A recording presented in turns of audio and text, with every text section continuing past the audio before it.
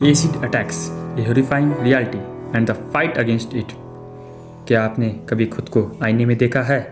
बेशक आपने देखा है। अब कल्पना करें कि एक दिन आप देखते हैं और एक अजनबी आपको घूरता है, इसलिए नहीं कि आप बूढ़े हो गए हैं, किसी दुर्घटना के कारण नहीं, क्योंकि किसी ने, शायद किसी ऐसे व्यक्ति ने जिसे आप जानते हैं, आपके चेहरे पर तेजाब फेंकने का फैसला किया। डरावना है ना? चलिए यह सच्चाई पर बात करते हैं। क्या आप जानते हैं पागलपन क्या है? कुछ साल पहले तक आप एसिड की बोतल इतनी आसानी से खरीद सकते थे जैसे कि आज के दिनों में आप पानी की बोतल खरीद सकते हैं। एसिड एक ऐसा खतरनाक पदार्थ जो आपकी त्वचा तक को पिघला सकता है। Acid substance with two faces, जहाँ एसिड विज्ञान की दुनिया में नई खोजों और चमत्कारों का कारण बन सकता है, वहीं गलत हाथों में पड़ने पे ये बर्बादी और पीड़ा देने का काम कर सकता है। यह एक खतरनाक हथियार बन सकता है जिससे किसी की पहचान तक मिटाई जा सकती है। एसिड अटैक एक क्रूर अपराध है जिसे किसी व्यक्ति को मारने के बजाय उसे शारीरिक और मानसिक रूप से पीड़ा देने के उद्देश्य से किया जाता है। सबसे अधिक यह महिलाओं पर किया जाता है, लेकिन अब पुरुष भी इसका शिकार हो रहे हैं।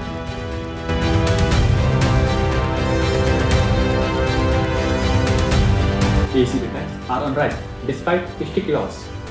तेजाब होने पर कड़े कानून हैं, फिर भी प्रतिवर्ष इन मामलों की संख्या बढ़ते जा रही है। साल 2010 में 80 मामले दर्ज हुए थे, जो कि साल 2019 आते आगे तक 3 गुना बढ़कर 240 हो गए। दुनिया भर में प्रतिवर्ष 1500 से अधिक मामले दर्ज होते हैं, जिनमें से 175 प्लस मामले भारत में दर्ज किए जाते हैं। कई मामले तो सामाजिक डर के कारण कभी दर्ज ही किए नहीं जाते हैं। Acid attack don't just harm victim physically, they attempt to erase their identity. Acid attack किसी व्यक्ति को मारने के लिए नहीं, बल्कि उसे आजीवन शारीरिक और मानसिक रूप से पीड़ा देने के लिए किया जाता है। उस इंसान के आँख, कान, मतलब पूरा शरीर जो अंग होते हैं वो जल जाते हैं बुरी तरह। होठ, नाक पूरी तरह बिगड़ जाते हैं। खाने, देखने, बोलने में कठिनाइयाँ होती हैं, जिससे उस इंसान का आत्मविश्वास और आत्मसम्मान समाप्त हो जाता है। अधिकांश हमलावर हारे हुए मानसिकता वाले लोग होते हैं, जो बदले की भावना से ग्रसित होते हैं। पहले लोग वो जो रिलेशनशिप में ठुकरा दिए जाते हैं इसलिए हमला कर देते हैं। दूसरे वो जो शिक्षा और रोजगार ना मिलने की वजह से अपराध की ओर बढ़ते हैं। वे सोचते हैं कि अगर वह मेरी नहीं हो सकी तो वो और किसी की भी नहीं होगी।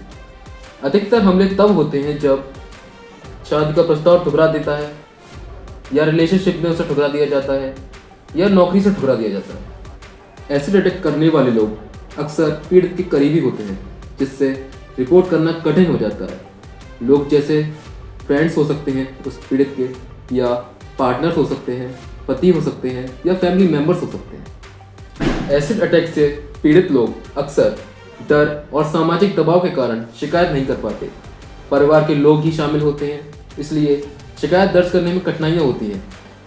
आर्थिक निर्भरता और समाज में बदनामी का डर रहता है।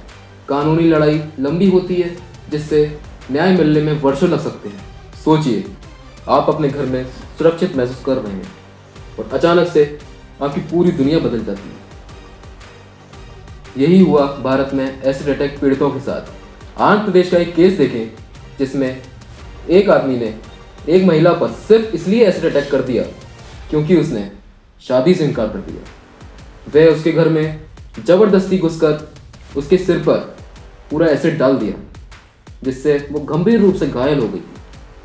अदालत ने उसको 2 अपराध में दोषी पाया। पहला, घर में बिना परमिशन के घुसने के लिए, और दूसरा, गंभीर रूप से चोट पहुंचाने के लिए। अब हरियाणा की घटना देखें। जो पति अपनी पत्नी को अपने शादी के समय रक्षा करने का वचन देता है, वही पति भयानक काम करता है। जब पत्नी ने पति को तलाक देने से मना कर दिया, तो उसी पति ने अपनी पत्नी के चेहरे पर तेजाब फेंक दिया, जिससे उस पत्नी की मृत्यु हो गई। अदालत ने इसे हत्या करार दिया।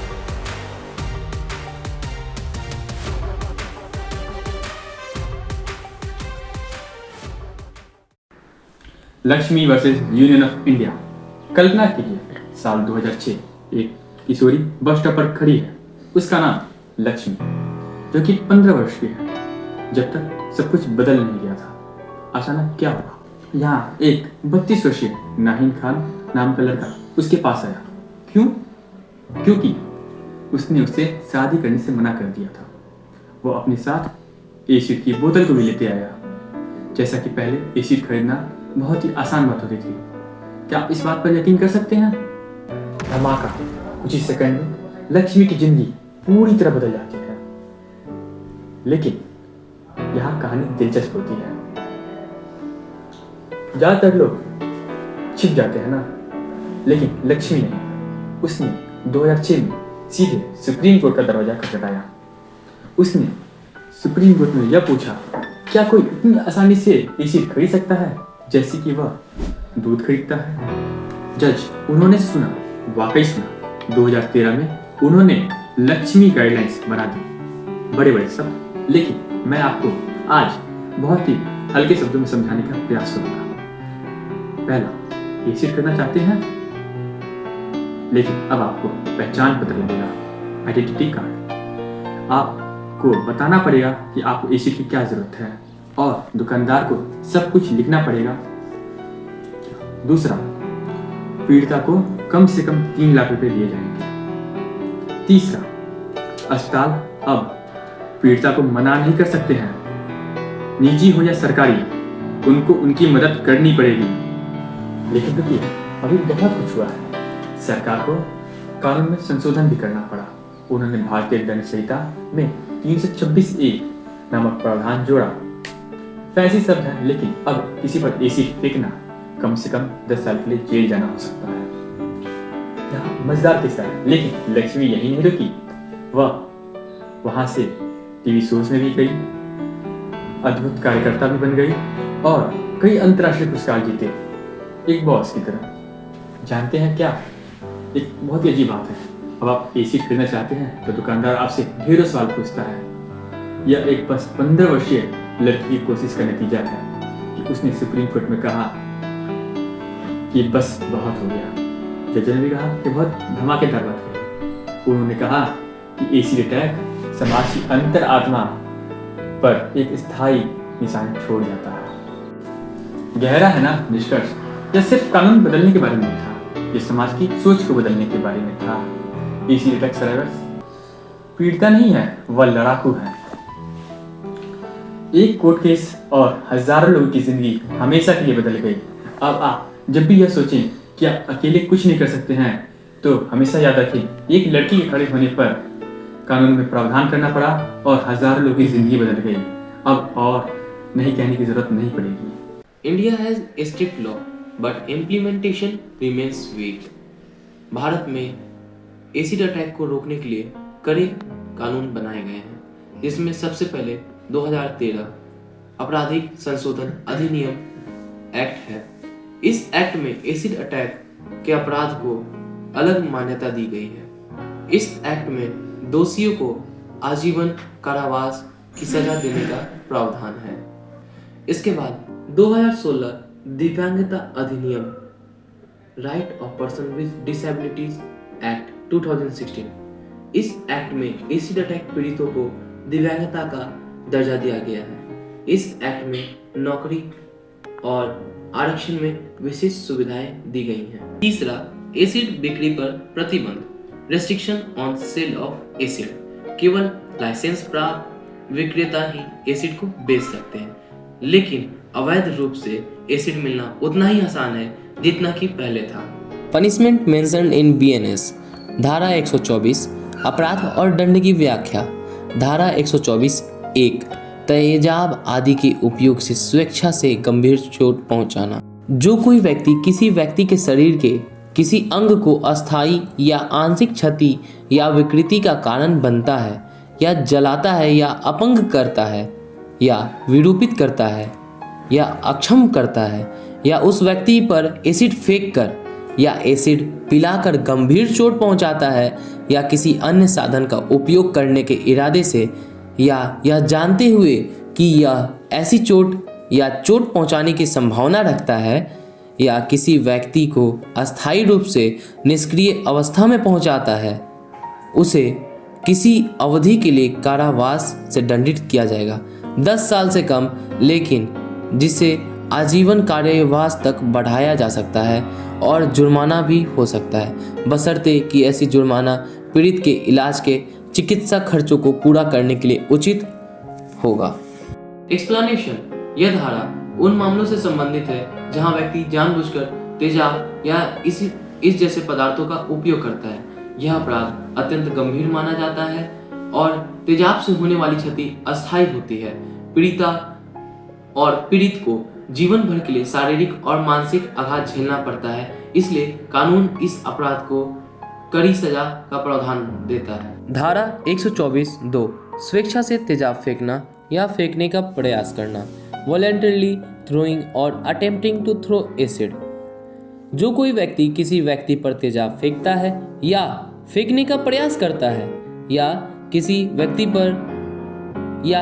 व्यक्ति को तेजाब पिलाने का प्रयास करता है या किसी अन्य साधन का उपयोग करने का प्रयास करता है, अस्थायी या आंशिक क्षति या विकृति या जलाने या अपंग करने या विकृति या विकलांगता पैदा करने के इरादे से या उस व्यक्ति को गंभीर चोट पहुंचाने पर किसी भी अवधि के लिए कारावास की सजा दी जाएगी, जो 5 साल से कम नहीं होगी, लेकिन जिसे 7 साल तक बढ़ाया जा सकता है और जुर्माना भी लगाया जा सकता है।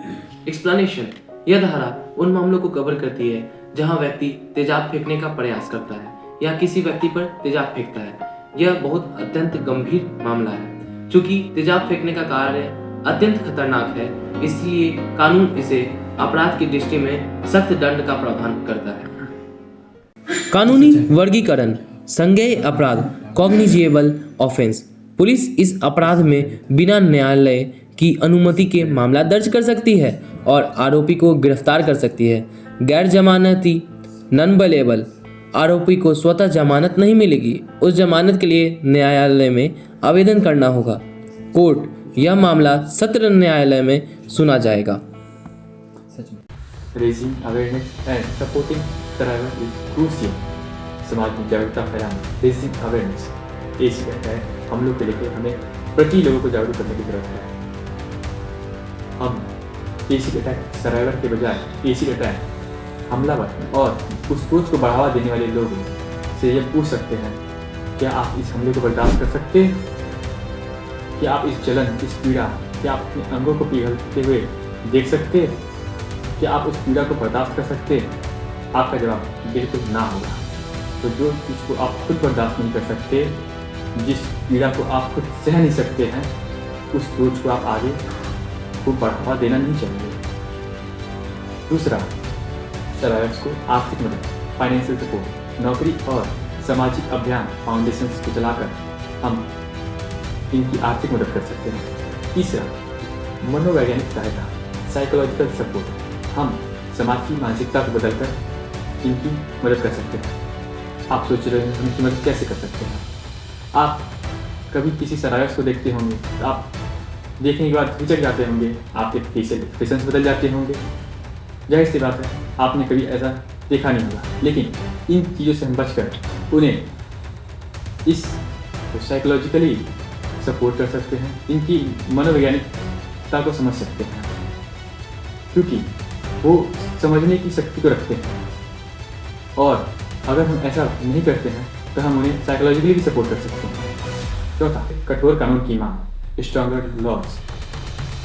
हम सरकार से सख्त कानून का पालन करने के लिए मजबूर कर सकते हैं। पांचवा, सर्वाइवर्स को विक्टिम के बजाय उन्हें फाइटर समझें और उन्हें सहानुभूति की नज़र से ना ही देखें आप सभी। तो हम इस सभी का पालन करके उन्हें सपोर्ट कर सकते हैं और समाज को जागरूक कर सकते हैं।